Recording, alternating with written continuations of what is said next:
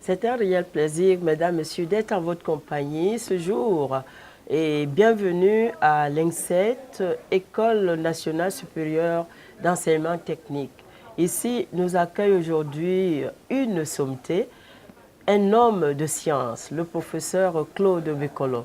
Bonjour, professeur. Bonjour, madame. Et bienvenue à Manège du Savoir. Merci. Dites-nous, qui se cache derrière Claude Bekolo? Je suis Claude Bekolo, professeur en sciences de gestion, agrégé en sciences de gestion. La gestion, c'est la microéconomie. Je suis né à Saint-Mélima, dans le Dja et Lobo, dans un village qu'on appelle Mefo, à côté de la rivière qu'on appelle Lobo.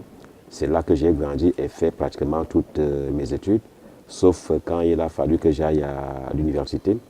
Oui, justement, quand on survole votre curriculum vitae, on note que vous avez au moins, je dis au moins 8 casquettes, et vous êtes associé dans plusieurs universités, ici en Afrique comme à l'étranger. Comment vous vous prenez? J'interviens dans plusieurs universités, aussi bien nationales qu'étrangères. Au Cameroun, je suis d'abord enseignant à l'université de Douala, où j'enseigne à l'INSET, qui est mon école de rattachement, et à l'ESSEC, où je suis chef de département, mais également à la faculté de sciences économiques et de gestion appliquée. Je suis également enseignant à l'université de Yaoundé 2, à la faculté de sciences économiques et de gestion, c'est mon université d'origine. Ensuite, j'interviens à l'université de Ngaoundéré en doctorat, à Boya également en doctorat. De temps en temps, j'ai été à l'université de Tchang. J'ai également été associé à l'université catholique pendant les premières années où j'ai commencé à exercer comme enseignant. En Afrique, je suis rattaché à l'université Omar Bongo de Libreville, à l'université Marien Ngouabi à Brazzaville. Au Bénin, j'interviens à l'université de Parakou. Au Sénégal, je suis à l'université Cheikh Anta Diop. Donc voilà pour ce qui concerne l'Afrique. Mais j'interviens également dans les universités françaises, trois en général. L'université de Rouen, où j'enseigne en faculté de sciences économiques et de gestion. À l'université Paris 2 Assas, où j'interviens en master, et à Bordeaux, où j'enseigne aussi également des masters en sciences de gestion. Donc voilà pour ce qui est de l'enseignement. Dans mes casquettes, je suis également chercheur, et donc j'anime plusieurs centres de recherche, en particulier le CEDIMES Douala, qui est le Centre de développement international et des mouvements économiques et sociaux. J'ai eu à organiser des colloques ici à Douala, beaucoup courus. Nous préparons un en septembre prochain sur les mutations en microfinance. Mais je tiens également à Douala le programme Entreprise et Performance qui concerne mon domaine de spécialisation, c'est-à-dire les sciences de gestion ou la microéconomie, parce que nous occupons particulièrement des unités économiques qu'on appelle les entreprises. Je suis également consultant pour les entreprises, aussi bien au Cameroun qu'à l'extérieur. voilà essentiellement ce que je fais. Mais je pourrais vous dire que je suis également un bon villageois. Parce que je suis resté attaché à la tradition. Je suis un traditionnaliste et je fais beaucoup de choses dans mon village. Je suis pratiquement à 100 minima. Un week-end sur deux. Parce que j'ai des activités. Vous avez des champs? J'ai des champs. J'ai un champ que j'ai mis en place, un champ, une grande bananeraie de 6 hectares. Et je voudrais aussi mettre un autre projet en place, une plantation d'EVA. J'ai commencé les travaux. Si Dieu m'assiste, j'espère que je vais arriver au bout de ce projet. D'où puisez-vous toute cette force? Bon, c'est une question d'organisation tout simplement parce que il faut savoir que j'ai grandi au village et j'ai constaté qu'il y avait une complémentarité entre les activités physiques et les activités intellectuelles. Quand la tête travaille, le reste du corps se repose. Mais quand les mains travaillent, c'est la tête qui se repose. Donc je suis obligé de faire les deux pour être toujours en forme. Donc c'est une simple question d'organisation et de volonté aussi. Éclairez notre lanterne, professeur, parce qu'on parle de l'INSET, on parle de l'ESSEC. Quelle différence y a-t-il entre ces deux structures? Je voudrais commencer d'abord par ce qui unit les deux structures. C'est les deux premières grandes écoles de l'université de Douala. Quand il n'y avait pas d'université, on avait un centre universitaire qui était le centre universitaire de Douala. Et ce centre ne fonctionnait qu'avec deux établissements, l'ESSEC et l'INSET, qui ont été créés toutes les deux en 1979. Ce qui les unit encore, en dehors de la date de création, c'est la spécialisation. C'est les écoles professionnelles, les grandes écoles qui forment des professionnels. Bon, la différence, c'est que l'ESSEC forme pour le secteur privé uniquement, alors que l'INSET forme des professeurs de l'enseignement technique qui sont destinés au ministère des enseignements secondaires. Mais depuis que je suis là et que j'ai constaté que beaucoup de professeurs formés allaient plutôt travailler au privé à cause d'un profil qui est très, très intéressant. Les entreprises les sollicitaient quand ils allaient en stage, ils ne revenaient plus finir leur formation, ou alors quand ils sortaient, ils allaient uniquement au privé. Et donc je me suis dit, pourquoi ne pas créer des filières pour le secteur privé, des filières dans lesquelles nous formons des compétences équivalentes à celles que nous avons dans les filières de formation de professeurs. L'INSET a deux grandes divisions académiques.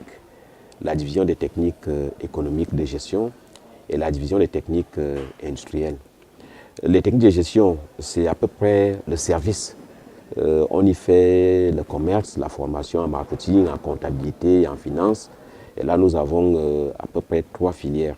Nous avons les sciences et techniques économiques de gestion, où on forme un profil polyvalent de gens qui sont spécialisés en marketing, en finance et comptabilité, en gestion des ressources humaines et en gestion des opérations. Mais nous avons également dans cette division les techniques administratives que l'on appelle aujourd'hui bureautique, parce que cette filière est en pleine mutation. Nous avons d'ailleurs changé les laboratoires ici pour leur créer quelque chose qui était beaucoup plus approprié. Nous avons dans la même division les conseillers d'orientation et une dernière spécialité qu'on appelle économie sociale et familiale, en fait, qui sont destinés aux opérations de développement, aux opérations de tourisme, la gestion des restaurants, des hôtels, etc. Donc voilà les 4 grandes spécialités qui structurent cette division. Mais à côté, nous avons la division des techniques industrielles, où nous avons un certain nombre de spécialités. D'abord, dans le département du génie civil, nous en avons 3, le bâtiment et travaux publics, ensuite la spécialité géomètre-topographe, et pour finir, la spécialité installation sanitaire et assainissement. Dans le département du génie électrique, nous avons 4 spécialités aujourd'hui. D'abord l'électronique, l'électrotechnique, l'énergétique qui est appelée ici froid et climatisation. Mais nous avons une dernière spécialité que nous avons installée l'année dernière, que nous appelons maintenance biomédicale.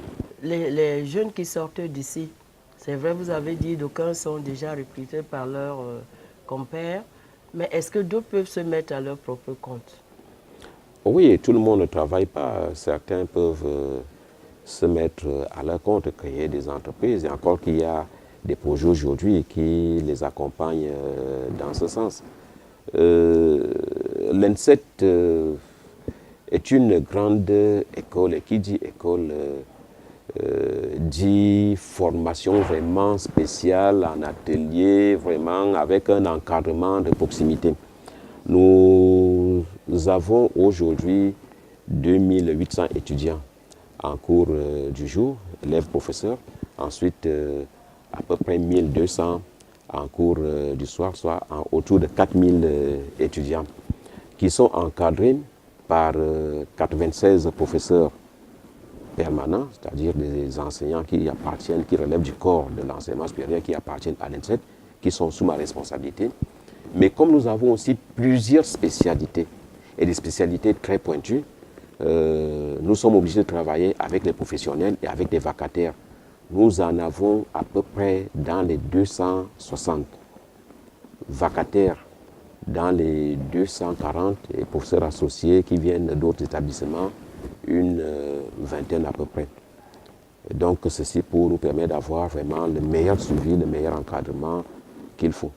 Des problèmes pour gérer autant de monde? Tout est beau dans le meilleur du monde par rapport à... Non, je ne peux pas dire, je ne peux pas vraiment être aussi optimiste que vous semblez le croire.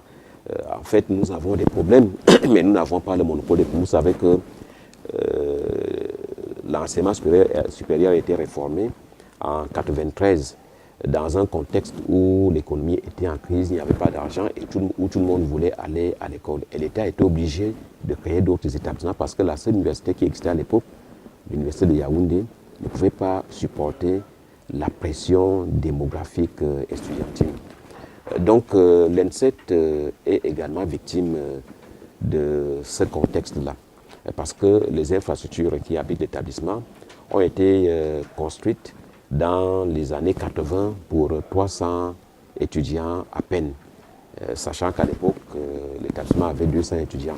Mais aujourd'hui, avec 4000, il faut savoir que la situation est un peu alarmante, en autant que l'université de Douala n'a pas d'infrastructure. Et donc, le peu que nous avons, nous sommes encore obligés de le partager avec l'université. Je peux dire que nous avons des problèmes d'ordre infrastructurel. Il n'y a pas de construction. Il faut construire l'établissement. C'était un projet. On n'a pas finalisé ce projet. J'ai été heureux lorsque, en 2007, le chef d'État, à l'occasion du discours du 10 février, avait promis de faire un grand coup à l'établissement, de le construire. Il y a eu un projet qu'on appelle ProAct au niveau de l'enseignement supérieur, qui nous a permis de bénéficier d'un financement à hauteur de 1,8 milliard.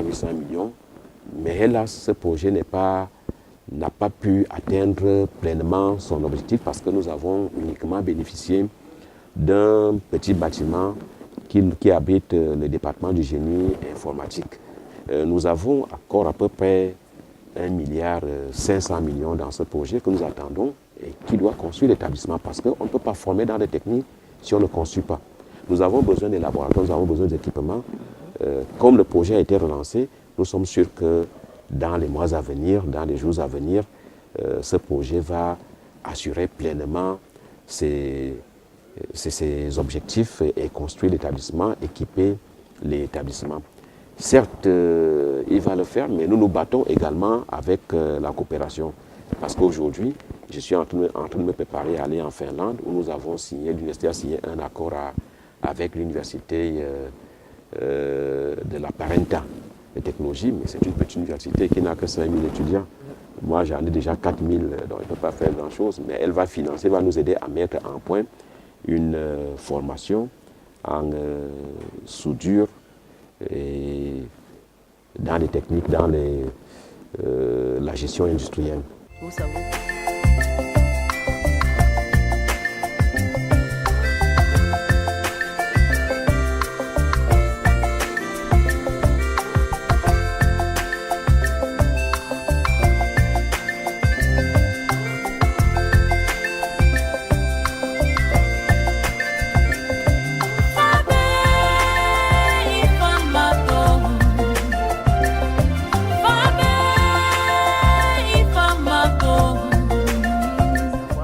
quel est le background, quel niveau les élèves peuvent avoir pour accéder ici?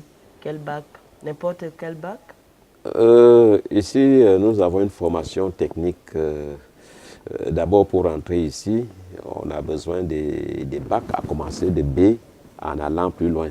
B, C, D, E, F et les brevets de techniciens. Tous entrent ici, sauf le bac A parce que nous ne formons pas en lettres, c'est une formation technique. Donc les disciplines techniques, scientifiques, c'est elles qui sont appelées à entrer ici.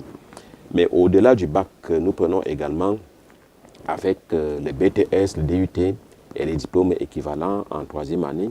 Ceux-là, ils font une année et peuvent sortir avec le diplôme de professeur d'enseignement technique grade 1 parce qu'on estime qu'ils ont déjà un background de technicien et donc on les forme essentiellement en sciences de l'éducation avec une remise à niveau complémentaire, ceci en un an. Nous prenons également ceux qui sont des ingénieurs travaux.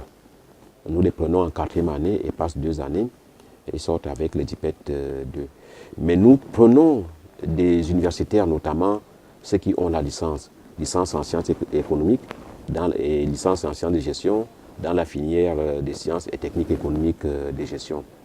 Mais aussi des licences en droit, en lettres et en sciences physiques. Licence en droit et en lettres pour la filière conseil d'orientation et des techniques administratives. Licence en sciences physiques parce que nous avons une filière sciences physiques au niveau du département du génie électrique qui vont devenir après des électrotechniciens ou bien des électroniciens. Donc voilà les diplômes qui sont habilités à entrer ici à l'ENSET. Mais par rapport à ceux qui font les cours du soir et qui sont destinés aux entreprises, nous prenons tous les bacs. Même le bac A peut trouver une entrée ici. Tous les bacs pour le BTS, parce que le BTS c'est un examen national, nous les préparons. Une fois qu'ils sont préparés, ils se présentent à cet examen.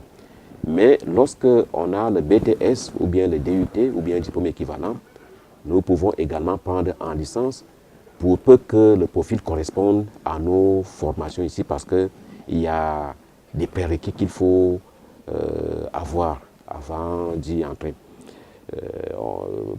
Ceux qui ont la licence peuvent accéder au master technologique qui se fait en 2 ans, un master 1 première année, un master 2 pour la deuxième année, mais couronné d'un mémoire parce qu'ailleurs on ne fait pas de mémoire ici à l'ENSET, il faut soutenir un mémoire qui montre vraiment que nous faisons du sérieux dans notre formation. Professeur, que répondriez-vous à ceux qui pensent que les diplômes camerounais ne valent plus rien? Oh, on raconte des histoires. Dans 4 jours, nous allons accueillir des collègues qui viennent de Parapou et de l'Université de Bordeaux, qui sont très éblouis lorsqu'ils arrivent ici. Mais nous avons des étudiants de très bon niveau avec notre formation. Les collègues qui viennent d'ailleurs, comme je vous l'ai dit, sont très étonnés, très surpris du niveau que nous avons, du niveau de nos étudiants, malheureusement dans des conditions très difficiles. Pour prendre à peu près ceux qui sont en doctorat, ceux qui sont en master recherche. En master recherche, ils soutiennent des mémoires. Et dans ces mémoires, ils démontrent, ils vérifient des hypothèses. Or, en Europe, on ne va pas jusqu'à ce niveau. La formation master a des mémoires qui sont juste des projets de thèse. Et donc, quand ils arrivent ici, ils sont étonnés. Ils ne se rendaient pas compte qu'on pouvait avoir des étudiants d'un tel profil. Et ensuite, nous sommes très durs sans le savoir. Parce que si nous sommes restés avec les méthodes vraiment traditionnelles, on n'a pas suivi le mouvement européen où tout a été lâché, on s'est orienté sur les étudiants en essayant de les suivre, en leur facilitant la vie. Ici, nous sommes restés très, très durs. Et donc, nous avons des étudiants d'un grand niveau. La preuve, ceux qui sont diplômés ici et qui vont à l'extérieur n'ont aucun problème. Moi, j'ai commencé à être formé au Cameroun, je suis un produit de l'ESSEC. Mais quand j'ai été à l'extérieur, mais j'ai damé le pion à tous mes camarades de 2 ans qui étaient vieux de 2 ans par rapport à moi. Il ne faut pas vraiment... Le problème, c'est que nous avons des préjugés. Ouais, la faux pessimisme, nous sous-estimons notre pays, notre formation, alors que nous faisons de bonnes choses. Moi, je n'ai vraiment pas de problème lorsque je vais à l'extérieur. je n'ai pas de complexe et aucun étudiant camerounais doit avoir de complexe lorsqu'il va ailleurs, que ce soit au Cameroun ou bien à l'extérieur. Nous avons des thèses camerounaises de troisième cycle qui vont être soutenues à l'extérieur comme thèses d'État. Est-ce que vous le savez? Thèses soutenues au Cameroun en troisième cycle, mais à l'extérieur, elles deviennent des thèses d'État. Nous avons un niveau très élevé, ça je peux vous le dire, madame. Soyez sûrs de ce que nous faisons et confiez-nous vos enfants. Nous aimerions quand même savoir quelle est l'idée, quel regard vous avez par rapport à cette banque des PME qui vient d'être ouverte ici.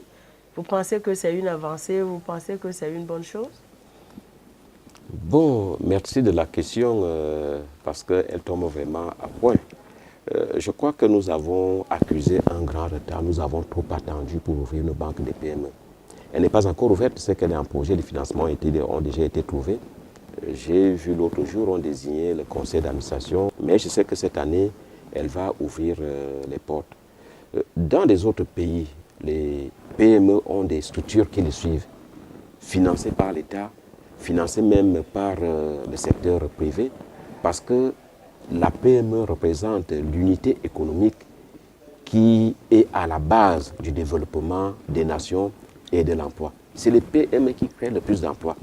Lorsqu'on va aux États-Unis, on voit IBM, on voit des entreprises comme General Motors qui ont un effectif de 850 000 personnes, 900 000 personnes, parfois près du million.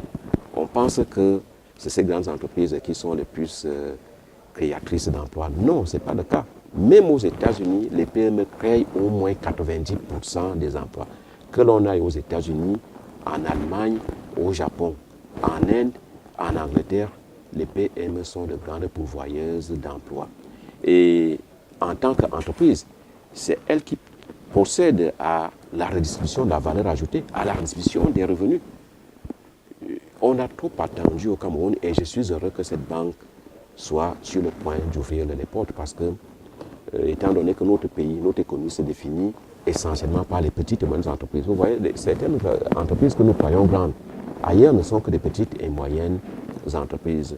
Je crois que c'est l'occasion vraiment de pouvoir à leurs besoins financiers parce que c'est des structures qui posent également des problèmes d'ordre technique, d'ordre financier et non pas de moyens de financement et non pas parfois de compétences requises pour les accompagner dans leur développement. On devait avoir des structures de capital risque qui aident à créer, à financer petites et moyennes entreprises, à les créer, à mettre en place des unités. On devrait mettre un certain nombre de moyens d'accompagnement à ces unités-là en rappelant que l'ambition au niveau de l'université aujourd'hui, c'est un étudiant, un emploi.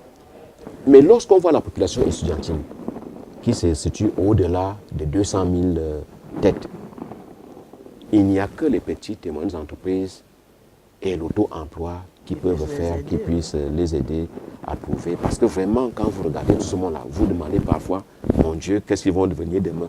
Ils vont faire quoi? Il faut les aider à créer des entreprises. Et donc, une structure comme celle-là, je crois qu'elle est vraiment bienvenue dans notre pays. Si nous voulons émerger, on ne peut pas le faire en vendant uniquement localement. Il faut aller conquérir des marchés à l'extérieur. On ne doit pas être uniquement consommateur de denrées qui sont importées. Nous devons aussi apporter quelque chose au monde. Oui, puisque c'est un marché mondial. C'est un marché mondial, comme Senghor le dit, c'est le rendez-vous du donner et du recevoir. Et comme nous sommes en économie, nous devons aussi donner quelque chose et non seulement consommer. Professeur, nous sortons de l'entretien. Quel message à l'endroit des jeunes, peut-être des pouvoirs publics aussi? Je voudrais demander au pouvoir public d'abord les féliciter pour ce qu'ils font pour les jeunes parce que, comme le chef d'État a eu à le dire, les jeunes sont les fers de lance de la nation. Ils s'intéressent beaucoup aux jeunes parce qu'il investit beaucoup pour eux. Il y a un ministère de la jeunesse, il y a des universités, il y a des formations et l'État a beaucoup investi sur les jeunes. Regardez tous les lycées techniques, toutes les formations, toutes les universités qu'on continue d'ailleurs à créer aujourd'hui.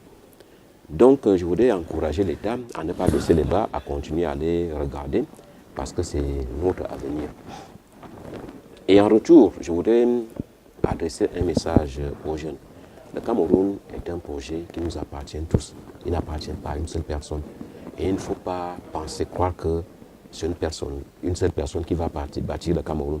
Nous avons besoin de notre jeunesse pour bâtir, pour développer notre économie, pour développer notre pays, pour aider notre pays à décoller, pour aider notre pays à émerger à l'horizon 2035, pourquoi pas avant 2035, comme en Côte d'Ivoire ou bien comme prétend le faire le Gabon. Et donc, comment aider le pays?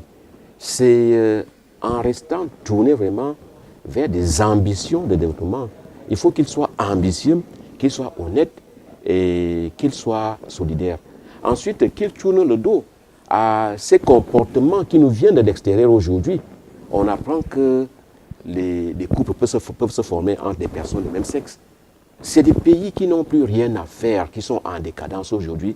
Nous voulons émerger et pour émerger, nous avons besoin des jeunes qui tournent le dos à de telles pratiques, qui croient encore à nos valeurs traditionnelles. Nous avons une forte tradition.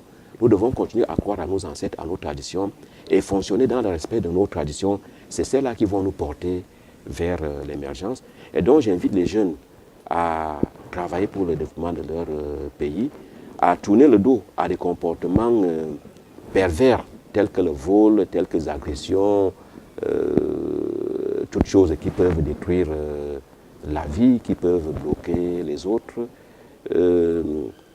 Et également à suivre les enseignements que nous, les aînés, nous leur donnons, à suivre les autorités, à les écouter et à leur faire savoir qu'ils doivent travailler pour la nation. Ils doivent être ambitieux, d'abord pour la nation et pour eux. Ça veut dire quoi? Ça veut dire que si on leur confie un projet, il faut qu'ils le réalisent. Nous sommes aujourd'hui dans l'ère des budgets programmes, qui sont des budgets où on attend des résultats. Il faut qu'ils cherchent à produire des résultats pour le pays, pour nous tous. Et nous devons être solidaires et savoir qu'au-delà de nos différences, nous avons quand même des choses autour desquelles nous devons nous rassembler. C'est des ambitions de notre pays. Nous avons notre pays à développer, à faire et à parfaire. Professeur Claude Bekolo, Manège du Savoir vous dit bon vent et merci d'avoir pris du temps pour nous accueillir ici aujourd'hui, pour nous instruire. Continuez à nous instruire. Merci madame. Je peux dire que j'ai été très heureux que Manège du Savoir se soit tourné sur ma modeste personne, l'ouvrier des étudiants. Je travaille pour les enfants, pour les étudiants, parce que s'il n'était pas là, je serais au chômage.